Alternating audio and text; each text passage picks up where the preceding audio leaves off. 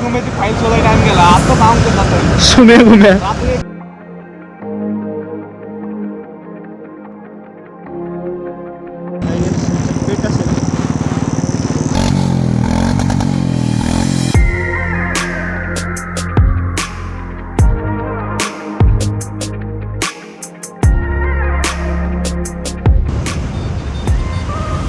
Hello guys, welcome back to my YouTube channel. खूप दिवसांनी आज व्लॉग शूट करतो आहे, कारण की तुम्हाला माहितीच असेल लॉकडाऊनमुळे घराबाहेर फिरणं जरा अवघड झालं होतं. तर एक कालपासून सोमवारपासून लॉकडाऊनचे जे नियम आहेत ते जरा इझी केलेत. बाहेर फिरू शकतो, तसं काय निर्बंध लावलेले नाही आहेत. त्यामुळे मी आज माझ्या कॉलेजच्या मित्राच्या घरी चाललो आहे. तर आमचं एक कॉलेजचं जे प्रोजेक्ट आहे, फायनल इयर प्रोजेक्टचं काम चालू होतं. तर त्याचं मित्र म्हणले घरी बसून तसे बोर झाले, भेटू, एकत्र येऊ आणि ते जे आहे ते काम करू, तेवढंच टाईमपास होईल. पावसाळ्यामध्ये R15 चालवणं म्हणजे खूप, एकदा जरी वॉश करून ठेवली, थोडं जरी पाणी रोडवर असलं की झाली गाडी परत घालून होती.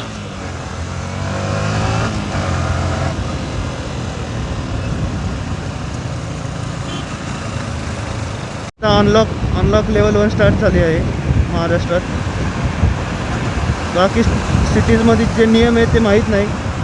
पुणेमध्ये तर असं इंटरस्टेट जर जायचं असेल तर ई पास काढावाच लागतो. आणि पुण्यातल्या पुण्यात कुठे फिरायचं असेल तर असं काही इश्यू नाही.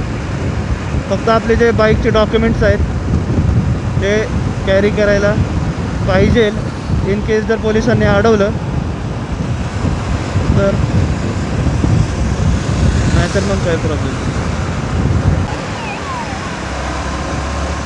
कोणतरी VIP चाललेलं दिसतोय, आपल्याला काय करायचं. 5 minutes later. नाही का, मित्र समोर थांबला आहे, त्याला उचलू. शुभे, काय म्हणला? घुम्याची फाईल शोधायला टाइम गेला. आता काम करतात सुम्या घुम्या. हां, पेट्रोल नको, राहू दे. आहे पेट्रोल आहे. तर आपला शुभे आहे ना, शुभे पैशांना कधी खचत नाही. पोरांवरती असे पैसे उडवेल असा दिलदार राहील पाहिजे माणसाने. लास्ट टाइम खूप भारी किस्सा झाला होता. जेव्हा मी मित्राच्या घरी असंच चाललो होतो, तेव्हा असंच एक्झाम्स झाले होते. मित्र बोलला घरी आहे, टाईमपास करू, चिल मारू, कुठेतरी फिरायला जाऊ. तर तेव्हा असं चाललो होतो आणि आता शुभम आहे माझ्यासोबत. तो राईड करत होता, मी मागे बसलो होतो. तेव्हा यूट्यूब नव्हतं माझं.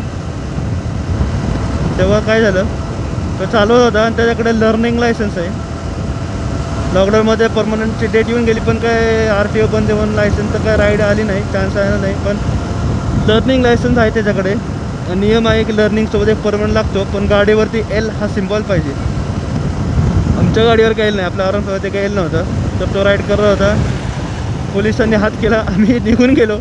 पण त्या पोलीस पण खूप हुशार, 1+8 होता त्याच्याकडं. त्याने फोटो काढला. मी फोटो काढताना बघितलं, मित्राला बोलला बाई थांब, मी फोटो काढला आहे, उगाच पावती डबल टिबल करून पाठवून ऑनलाईन. आम्ही पुढून परत युटर्न मारून गेलो त्याच्याकडे, त्या साहेबांकडे. ते म्हणले की बरं झालं तुम्ही आले नाही तर मी पावती खूप लावली असती. त्यांनी दाखवलं फोटो एकदम क्लिअर. आता 1+8 तुम्ही इमॅजिन करू शकता, पूर्णपणे क्लिअर. आम्ही दोघं दिसतोय, गाडीचे नंबर दिसतोय. तर त्यांनी लर्नर होतं त्याच्यामुळे पावती केली. पण काय आता 20 minutes later. ए कधी आला?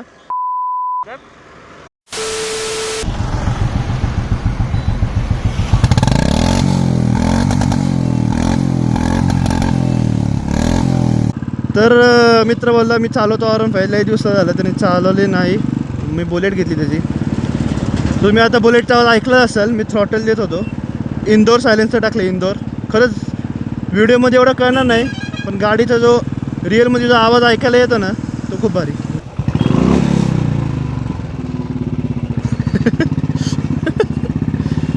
काय रे?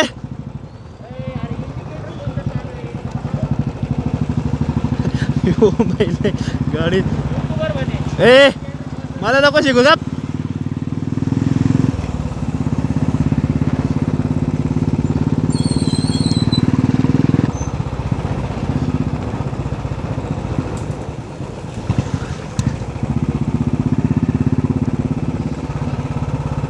यमाहाने R15 जी टेल लाईट आहे ती LED दिली, इंडिकेटर्स पण LED दिले पाहिजे होते राव. तिथंच फक्त गाडीचा एक प्रॉब्लेम वाटतो मला, नाहीतर गाडी लय मस्त. फक्त इंडिकेटर LED दिले पाहिजे. आफ्टर मार्केट लोक LED बसवतात. का रे हात लागला का? कुणाचं पण काम नाही ती 20 चालवणं. लोकांचे हात दुखते ₹10 आपल्याला काय नव्हतं. एकदा R15 चालवायची सवय झाली ना मग काय प्रॉब्लेम होतो. जेव्हा मी गाडी घेतली फर्स्ट डे माझं बॅक पेन होत होता, रिस्ट दुखत होता, एल्बो दुखत होता. पण आता गाडीची सवय झाली त्यामुळे आता काहीच म्हणजे काहीच होत.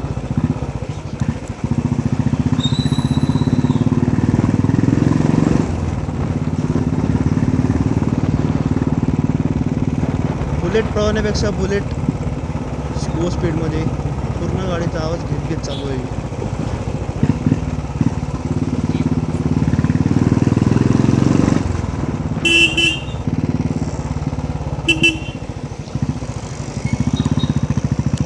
खरं तर हा सरळ जो रस्ता आहे मागे तो जातो आणि असा शॉर्टकट नाही आलो काही पेट असेल.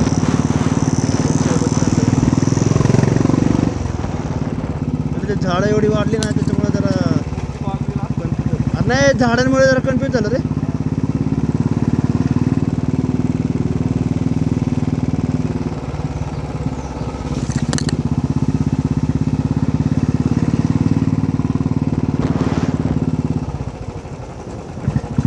हे आलं मित्राचं घर.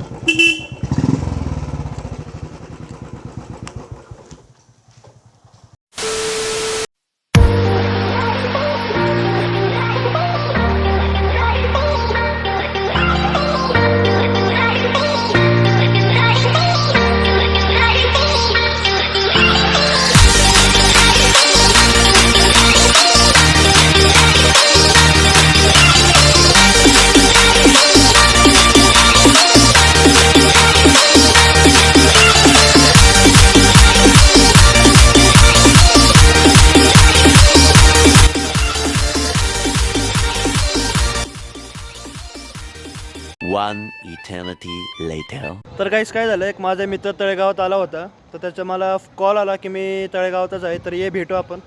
तर मी त्याला भेटायला गेलो, आता जस्ट तिथून निघतोय.